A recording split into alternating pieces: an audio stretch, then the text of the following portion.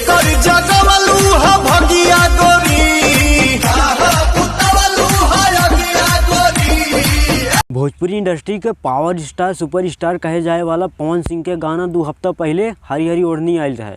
वो गाना ऐसा रिकॉर्ड बना देले बा जवन सुनने के बाद यार आप लोगन के यकीन ना होई। तो वीडियो के लास्ट तक बनल रही, हम पूरा वो रिकॉर्ड बताउले बानी। अगर आप लोगन चैनल के सब्सक्राइब ना कैले होगी तो सब्सक्राइब कर ली अपना power star super star Pawan Singh के बारे में न्यूज़ पावे खातिर। पवन सिंह के जब भी कोनो गाना आवेला तो यार मार्केट में पूरा बवाल मचा देला, लेकिन हरी हरी ओढ़नी जब से आई यार पूरा बवाल के साथ साथ रिकॉर्ड भी बना देला। हरी हरी ओढ़नी DRS म्यूजिक पे 2 हफ्ता पहले आयल रहे।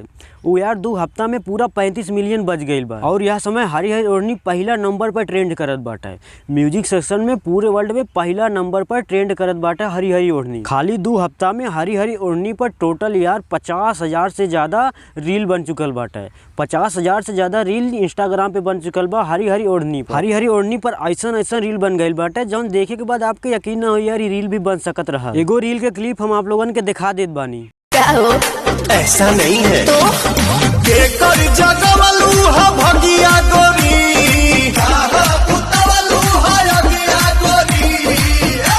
तो हरी हरी ओढ़नी तो हर छूटल कवन बगिया